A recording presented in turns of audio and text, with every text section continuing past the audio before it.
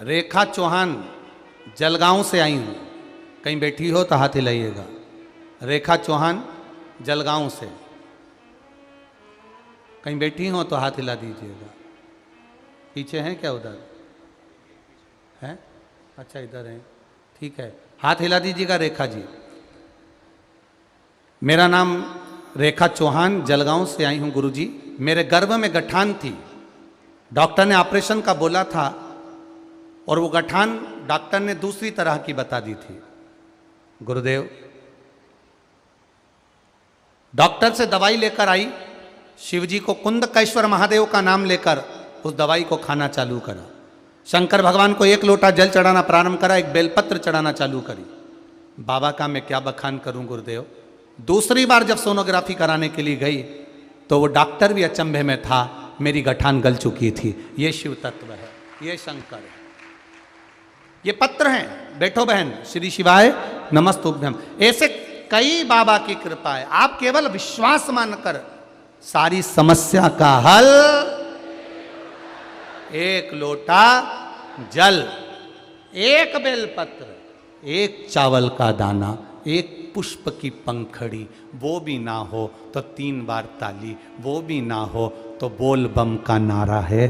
बाबा एक सारा शिव को अपना बनो, वो तुम्हारा हो जाए।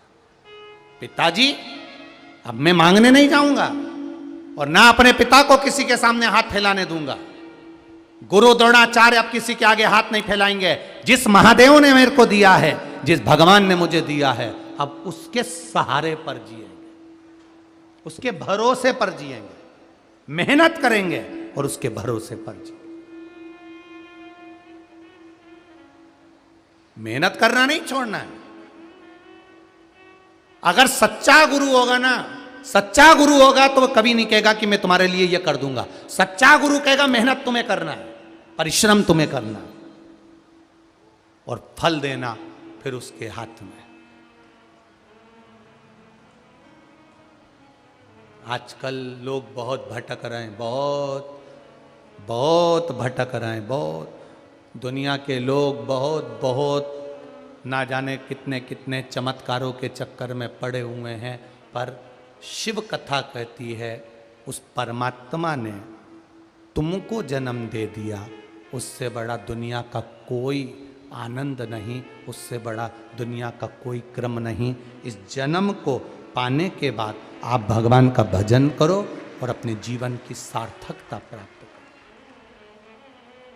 अच्छा करोगे तो भी लोग कहेंगे और बुरा कहोगे तो भी लोग कहेंगे।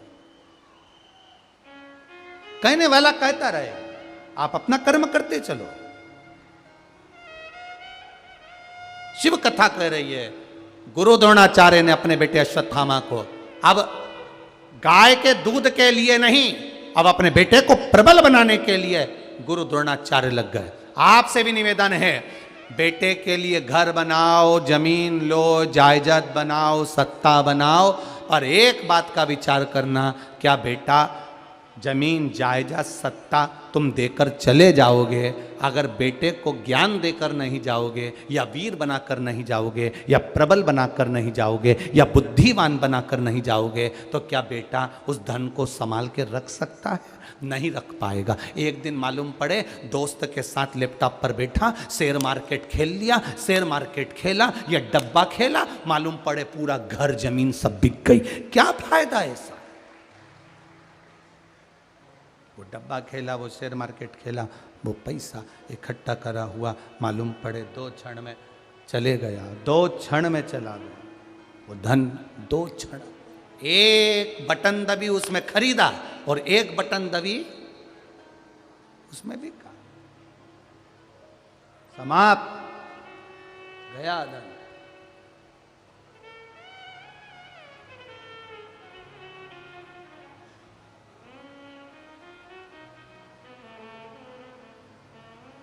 यहां शिव पुराण कह रही है, भगवान शंकर का संवाद कह रहा है, शिव तत्व कह रहा है।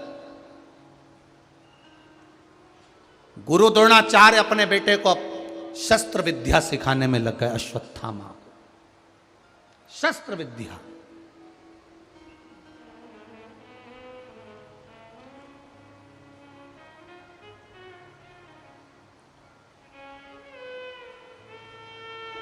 अब मां अपने बच्चे को अगर कुछ सिखाती है ना तो कहती है आधा घंटा कार्टून शो देखने दूंगी, पहले मुझे लिख के बता। बोलो री माताओं, बोलो सही है कि गलत है? अपना मोबाइल दूंगी, लिख के बता। अगर तुझे यह याद हो गया तो मैं तुझे साथ लेकर जाऊंगी, नहीं तो घर छोड़ जाऊंगी। कुछ बच्चे को मां समझाकर उसको कहती है कि मैं तुझे ऐसा कर दूंगी, तू मेरा बस ये याद करके बता दे, तू ऐसा करके बता दे, मैं तुझे ऐसा कर दूंगी। ये मां का प्रेम है, ये मां की वात्सल्यता है, ये मां की करुणता है। ये मां अपने बच्चे को कैसे ज्ञान दे रही है, मां की वात्सल्यता के अंतर्गत आता है। गुरु द्रोणाचार्य ने कह दिया अश्वत्थामा सुन, मैं जो विद्या दे रहा हूं, एक दिन में तुझे एक शस्त्र विद्या दूंगा। अगर उस शस्त्र विद्या को तू सीख गया तो मैं कहता हूं शंकर जी ने तुझे मुझे दिया है। शंकर जी तुझे एक बार अपने शिवालय का दर्शन कराने के लिए जाएं ना जाएं, मैं तुझे शिव के एक शिवालय का दर्शन रोज कराऊंगा। अश्वत्थामा ने कहा पिताजी ठीक है, अगर मैं शस्त्र विद्या में एक दिन में एक विद्या सीख गया तो तुम मुझे एक शिवालय का दर्शन कराने ले जाओगे। गुरु द्रोणाचार्य ने कहा ठीक है, मैं तुझे एक शिवालय का दर्शन कराने के लिए चलूंगा। पक्का? पक्का। अब अश्वत्थामा को गुरु द्रोणाचार्य शस्त्र विद्या सिखा रहे हैं। शस्त्र विद्या सिखाते, एक दिन में एक विद्या सिखा देते और सीख जाता, परीक्षा लेते और गुरु द्रोणाचार्य उसको एक शिवालय का दर्शन कराने जाते। आज निकल गया समय, निकलता गया निकलता गया निकलता गया। गुरु द्रोणाचार्य ने आज एक शस्त्र विद्या सिखाई। गुरुदेव ने आज एक शस्त्र विद्या सिखाई और शस्त्र विद्या सिखाते ही गुरु द्रोणाचार्य किसी काम से चले गए और भूल गए कि मुझे एक शिवालय का दर्शन कराना है। अश्वत्थामा रो पड़ा, आज मेरे पिता ने शिवालय का दर्शन नहीं कराया। पर मेरे पिता कहते थे कि शिव शिवालय का दर्शन कराता है, शंकर के मंदिर में जल चढ़ाने वो ही जा सकता है जिसको शंकर भगवान ने पसंद कर कर रखा होगा, दूसरा नहीं जा सकता। आप अपने बेडरूम में जितनी माताएं बैठी है, जितने भाई बैठे हैं, आप अपने कमरे में कोई भी सामान अटाला पसंद नहीं करते। तुम अपने कमरे में कोई अटाला सामान नहीं रखते। गुलदस्ता जो तुमको पसंद है, अलमारी में कपड़े जो तुमको पसंद है, ज्वेलरी जो तुमको पसंद है, वो तुम अपने कमरे में रखते हो। अलमारी तुम्हारी पसंद की, फर्नीचर तुम्हारा पसंद का, कूलर तुम्हारी पसंद का, एसी तुम्हारी पसंद का, पंखा तुम्हारी पसंद का, कमरे में कलर हुआ तुम्हारी पसंद का। अटाला रखने के लिए लोग घर में एक अलग से कमरा बनाते हैं जिसमें टूटा हुआ भंगार का सामान, बेकार सामान पड़ा रहता है।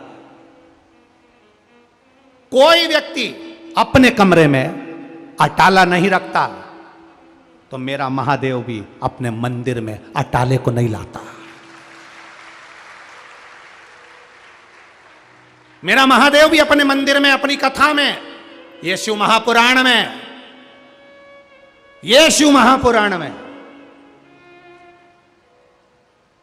भगवान भी कबाड़े को इकट्ठा नहीं करता। बहुत सारे कबाड़े होंगे बरहानपुर में जो अभी तक कथा में नहीं पहुंचे होंगे, तुम अपनी कीमत पहचान जाना।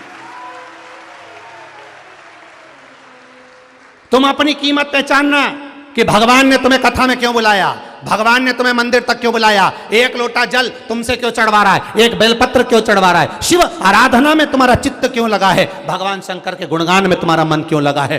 कभी स्मरण करना कि अच्छा व्यक्ति अच्छा सामान रखता है, मेरा भोलेनाथ भी अपने मंदिर में, अपनी कथा में, अपने शिवालय में, अपने देवालय में उसी को बुलाता है जिसको वो पसंद करता है, बाकी के सबको छोड़ देता है। छोड़। अब तुम किसी से कह भी दो, किसी को बोल भी दो, किसी को बोलो, कथा में नहीं जा रहा तू, कथा में नहीं जा रहा। अरे घर में शादी है ना, इसलिए जाना नहीं हो रहा।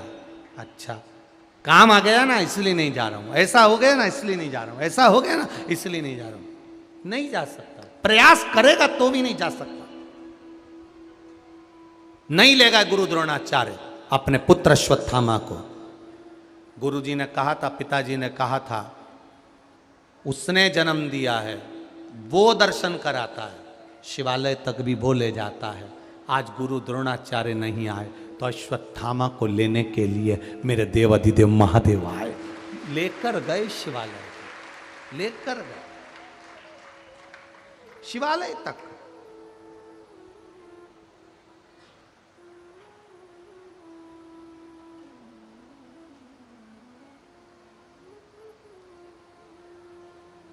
वो लेकर जाएगा। आज बोल रहे थे कोई कि गुरुजी, वो हरिकिशन मुखिया जी, आदरणीय मुखिया जी आपको बुलाए हैं, आप हवेली जी जाएंगे। हमने कहा हमको मुखिया जी बाद में बुलाए हैं, पहले अंदर जो गोकुल चंद्रमा जी बैठे हैं उन्होंने इशारा कर दिया था कि पकड़ कर लिया, पहले वो आदेश करेगा। शिव राम कृष्ण आदेश करता है तब ये संसार का मनुष्य बोल पाता है, तब बोलता है। जब तक उसका आदेश नहीं होता तब तक कोई कहीं नहीं जा सकता। तेरी कृपा बिना न हिले लेते हैं श्वास, तेरी कृपा से तनो तनो। बखान क्या करूं मैं राखों के ढेर का, चपटी भभूत में खजाना कुबेर का। अब भगवान शिव ने शिवालय का दर्शन अश्वत्थामा को करा दिया। अश्वत्थामा खुश हो गए, खुश होए अपने पिता के पास आए। पिताजी ने कहा चल, आज मैं शिवालय का दर्शन कराना भूल गया था, करा देता हूँ। इतने में अश्वत्थामा बोले कि पिताजी अभी तो आप दर्शन करा कर गए हो। पिताजी बोले मैं तो नहीं आया था। तब द्रोणाचार्य को मालूम पड़ा कि वो शंकर आया था, शिव आया था, वो दर्शन करा कर चले। उसके सिवाय कोई नहीं आता। डॉक्टर कह रहे थे गांठ हो गई है, डॉक्टर कह रहे थे गोला हो गया है, एक व्रत करा, इतने समय से पेट नहीं दुखा, इतने समय से गोला नजर नहीं आया, इतने समय गठान नजर नहीं आई, पर उसने रखा।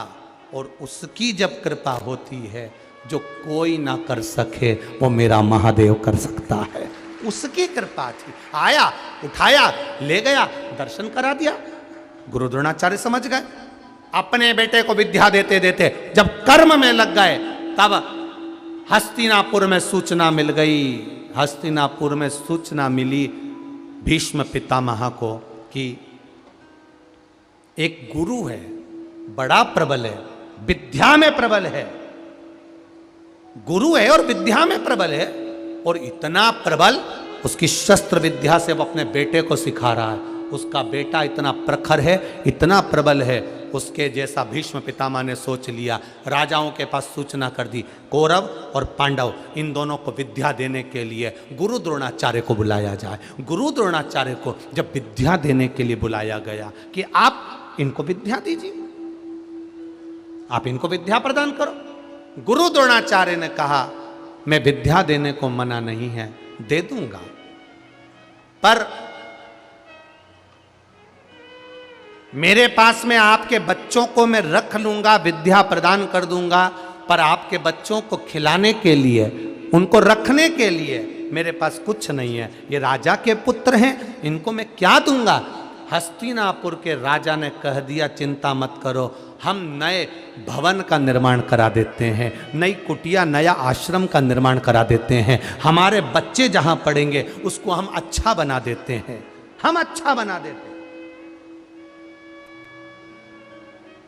यह हस्तिनापुर का राजा था जो बच्चों के भविष्य की बात करता था कि इन बच्चों की पढ़ाई जहां होगी, इन बच्चों का विद्याध्ययन जहां होगा, उसको मैं अच्छा बना देता हूं, श्रेष्ठ बना देता हूं। ऐसा होना चाहिए राजा जो प्रत्येक स्कूल, प्रत्येक आंगनवाड़ी और प्रत्येक जहां बच्चों का भविष्य बन रहा हो, उस स्थान को अच्छा बनाकर रखे और विद्या के लिए अग्रण्यता रखे। ऐसा होना चाहिए। समय आया, आगे वर्णन आता है गुरु द्रोणाचार्य का, बहुत विस्तार की कथा है, कल उसको चरित्र में लेंगे। अभी भगवान सुंदर षडानंद कार्तिकेय जी, कुंदकेश्वर महादेव का सुंदर दर्शन हो रहा है। भगवान पधार रहे हैं, जोरदार ताली बजाकर स्वागत करें। कल कथा में भगवान गणेश जी महाराज का मंगल विवाह की ओर आगे बढ़ेंगे और सुंदर अश्वत्थामा शिव महापुराण की कथा का लाभ लेते हुए आगे बढ़ेंगे। हर हर जय जय से राधे। सभी भक्तों को हर